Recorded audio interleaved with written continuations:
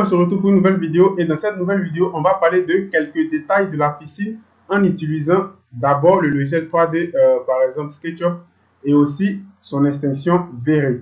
Donc, j'ai reçu vraiment une belle question là-dessus. Une personne m'avait posé la question sur Instagram, comment on peut réaliser par exemple une piscine réaliste. Donc, dans cette vidéo, je vais te montrer étape par étape les petits détails, c'est-à-dire des détails que tu dois vraiment prendre en considération lorsque tu veux par exemple réaliser une piscine, que ce soit en passant par V-Ray, que ce soit en passant par Twinmotion, que ce soit aussi en passant par exemple par Lumion ou bien par le moteur de rendu 3D que tu utilises. Donc, premièrement, j'ai téléchargé des images sur le net. On va parler de ces images d'abord. On ne va pas trop durer là-dessus. Et après, maintenant, on va venir dans V-Ray for SketchUp et je vais vous montrer quelques détails que vous devez vraiment prendre en considération. Donc, numéro 1, on va partir automatiquement sur ces détails-là. Voilà, juste ici. Je vais commencer par celui-là d'abord. Donc, vous devez savoir que lorsque vous voulez, par exemple, réaliser une piscine d'abord, donc ici, on ne parle pas des dimensions et autres, on parle de la texture. Comment appliquer beaucoup d'éléments et comment prendre très soin de tout ce qu'on essaye de faire. Donc, premièrement, la personne m'avait envoyé, par exemple, une image de piscine dans ma boîte mail. Mais ce que j'ai voulu vous dire dans cette vidéo, c'est que lorsque vous réalisez une piscine, vous devez adapter, vous devez faire comme la réalité. Parce que vous voyez une piscine, d'abord lorsqu'on réalise une piscine et que la piscine par exemple n'est pas fermée, vous allez voir que lorsque le vent tape, vous allez voir de petites vagues qui vont par exemple apparaître sur la piscine. C'est comme lorsqu'on va à la plage et que vous voyez que les vagues arrivent, mais le vent et autres, vous voyez que l'eau est en mouvement. Donc généralement, lorsque vous réalisez par exemple une piscine qui n'est pas fermée, généralement, c'est une obligation que, par exemple, on va voir cela, même si les gens ne sont pas dans la piscine. Donc, c'est pourquoi j'ai réalisé cette vidéo et que j'ai pris des images sur le net pour vous montrer. Et après, on va passer dans V-Ray et vous allez comprendre vraiment beaucoup de choses. Donc, vous allez voir que, par exemple, lorsque on regarde cette piscine, vous voyez que malgré que, par exemple, il n'y a pas de personnes c'est-à-dire dans la piscine, si on zoome, vous allez constater que on sent de petites vagues sur l'eau. Donc là, c'est logique parce que le vent va frapper l'eau et vous allez voir que ces petits mouvements vont apparaître automatiquement. Donc j'ai pris 3 images différentes pour vous expliquer cela. Donc ici, c'est la première. On va se diriger automatiquement sur, par exemple, la 3e image et la 2e.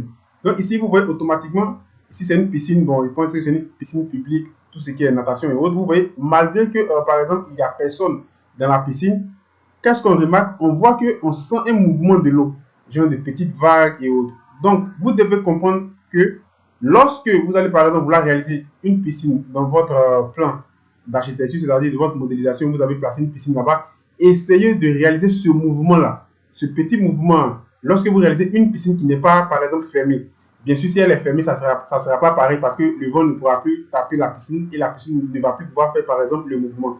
Voilà. Donc, lorsque vous réalisez une piscine qui n'est pas, par exemple, fermée, essayez d'atteindre l'objectif. Donc, ne réalisez pas, par exemple, de piscine lisse.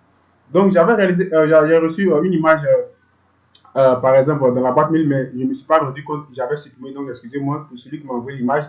Voilà. Donc, lorsque vous réalisez votre piscine, ne faites pas une piscine lisse, c'est-à-dire une piscine où on ne sent pas de mouvement. C'est-à-dire une piscine, si la piscine n'est pas fermée, cela signifie que même si, par exemple, il n'y a pas de personnes dans l'eau, normalement, le vent va frapper l'eau et vous allez sentir ce mouvement. Donc, ici, c'est la 2e image que je suis en train de vous montrer.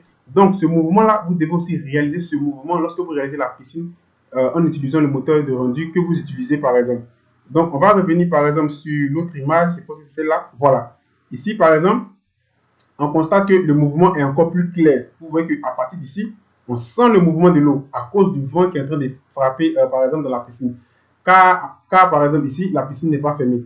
Donc, comme je le dis, si la piscine est fermée, c'est différent parce que l'eau ne va pas l'eau, par exemple, le vent ne va pas pouvoir frapper la piscine. Donc, ça sera différent d'une piscine qui est ouverte. Donc, comme la photo que j'avais reçue dans la boîte mail, que je ne me suis pas rendu compte que j'ai supprimé parce que j'étais en train de faire un nettoyage de mail, la piscine n'était pas fermée. Donc, généralement, quand j'ai vu le rendu, la piscine était tellement lisse, on ne sentait pas de mouvement. Ça, c'est pas trop intéressant.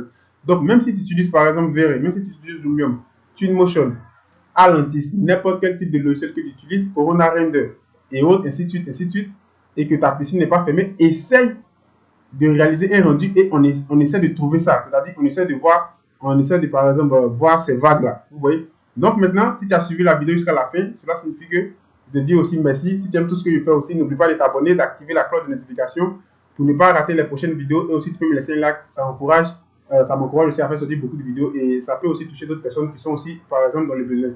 Donc, on va se diriger maintenant dans le moteur de rendu et dans SketchUp.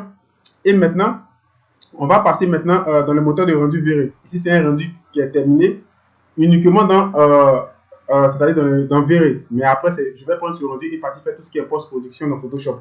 Donc, vous voyez ici, lorsque, par exemple, je réalise par exemple la piscine, vous voyez qu'on sent par exemple ce mouvement au niveau de l'eau. Donc ici, je peux désactiver. Voilà, je vais désactiver. Vous voyez qu'automatiquement, on va sentir ce mouvement sur l'eau. Parce que là, la piscine n'est pas fermée. Donc le vent va frapper par exemple cette piscine-là. Donc tous ces éléments-là, c'est des paramètres que vous devez réaliser en fonction du moteur de rendu que vous utilisez. Et c'est en fonction de tous ces détails-là que vous allez pouvoir par exemple réaliser par exemple de beaux rendus. Et c'est tous ces détails-là qui vont faire de sorte que ça va taper par exemple dans l'œil de quelqu'un ou bien une personne va vous dire ici vraiment la piscine que tu viens de réaliser, la piscine est hyper propre. Et c'est comme ça. Donc ici, je vais vous montrer encore d'autres détails. Par exemple, si je prends celui-là, si je clique celui-là, vous voyez, automatiquement, ces détails-là, vous devez rechercher toujours ces détails-là au niveau de la piscine. Bon, ça dépend de la variation, ça dépend de comment tu veux que ces détails puissent se réaliser, mais si tu réalises une piscine qui n'est pas fermée, essaye de réaliser cela de telle sorte qu'on puisse avoir ce mouvement-là. Et c'est ça qui va donner vraiment beaucoup de trucs à tout ce qui est qualité de piscine que tu réalises. Donc, je vais vous montrer encore un autre. Je vais vous montrer aussi celui-là. Donc, c'est aussi la même chose. Donc, lorsque vous allez, par exemple, vouloir réaliser vos piscines, attendez, je vais juste appuyer là. Hop. Par exemple, lorsque vous allez, par exemple, vouloir réaliser vos piscines, par exemple, vous voyez que de manière générale, lorsqu'on est dans SketchUp ici, excusez, voilà, lorsqu'on est dans SketchUp ici, vous voyez qu'on ne sent pas ce mouvement. Voilà, le rendu, vous voyez ici, on ne sent pas le mouvement au niveau de tout ce qui est piscine. Mais toutes ces configurations, vous allez réaliser toutes ces configurations, par exemple, dans la partie V-Ray for SketchUp, c'est-à-dire dans la partie V-Ray. Lorsque vous allez, par exemple, prendre au niveau de l'assist éditeur, et c'est là-bas que vous allez configurer tous ces éléments-là. Par exemple, ici, voilà, ici, je vais taper O. Par exemple là. Donc, c'est à partir de tous les paramètres, c'est à partir de tout ce qui est paramétrage de piscine que vous allez pouvoir réaliser tout ce qui est configuration de l'eau. Vous allez pouvoir jouer avec tous ces éléments-là. Et à la fin, lorsque par exemple, vous avez par exemple lancé le rendu, automatiquement, vous allez voir tous ces détails-là. Si tu fais une piscine qui n'est pas fermée. Donc, l'idée de la vidéo, c'est pour te dire, lorsque tu vas réaliser une piscine qui n'est pas fermée, quelle que soit la piscine que tu vas réaliser, on doit au moins sentir ce mouvement-là au niveau de ta piscine. Parce que si tu fais une piscine qu'on ne sent pas ce mouvement et autres, généralement la piscine n'est pas aussi hyper réaliste. Voilà, donc parce que le vent va toujours taper une piscine qui n'est pas fermée. Donc grâce au vent, on aura ce type de vagues sur la piscine. Et de manière générale, fais un test. Lorsque tu vas même dans la vie réelle, va même dans une piscine, mais une piscine que tu as à la maison, tu vas voir que l'eau va faire de telle sorte que ces mouvements-là vont apparaître sur la piscine. Donc c'est ce que vous devez aussi rechercher. C'est vraiment un détail aussi qui est très très très important. Donc, avant de finir avec la vidéo, pour tous ceux qui m'ont demandé au niveau de la troisième chaîne, donc, au niveau de la troisième chaîne qui se trouve juste ici, par exemple ici, on va parler de, par exemple, 3ds Max Unreal Blender. Voilà, donc moi, je vais vous donner une formation gratuite sur Blender, du début jusqu'à la fin, je ne vais rien vous cacher. Donc, les tutoriels sont en train d'être préparés, donc c'est pourquoi actuellement, vous n'avez pas encore vu de vidéo, j'ai juste posté une vidéo pour faire la présentation de ce qu'on va faire ici. Donc, le lien de cette troisième chaîne, je vais vous laisser ce lien en description. Voilà, donc une petite précision aussi, si vous avez des plans en élévation, utilisez ces plans-là. Voilà, donc c'est pour tout ce qu'on a fait ensemble. Donc ça, c'est pour un remerciement et merci pour tous ceux qui m'encouragent, pour tout ce que je fais. Ça me va aussi droit au cœur. Donc c'est dans cette optique-là que j'ai décidé aussi de vous faire un gros cadeau au niveau de tout ce qui est formation Blender du début jusqu'à la fin, mais côté architecture. Voilà, on va plus se concentrer sur côté architecture. Donc si tu as par exemple une maison en élévation, prends ta maison en élévation et lorsqu'on va démarrer, tu vas prendre ta maison en élévation pour pouvoir suivre. J'ai voulu vous donner un plan en élévation, mais j'ai constaté que le plan que j'avais, c'était par exemple le plan d'une personne. Donc, si je dois vous donner ce plan, j'ai besoin de lui, son autorisation. Et si lui, par exemple, il n'accepte pas, c'est un client, en griffe, c'est un client. Donc, par exemple, si lui, il n'accepte pas, ça ne sera pas facile pour moi de pouvoir remettre ce plan parce que derrière, je peux, par exemple, avoir les problèmes. Donc, c'est pourquoi je dis, si tu regardes la vidéo jusqu'à maintenant et que tu t'intéresses à ce qui est 3D et autres, cela signifie que tu as déjà aussi, par exemple, à quelque part touché AutoCAD. Donc, si tu as un plan en élévation, tu utilises ce plan et on va suivre la progression sur cette troisième chaîne. Je vais vous laisser le lien en description.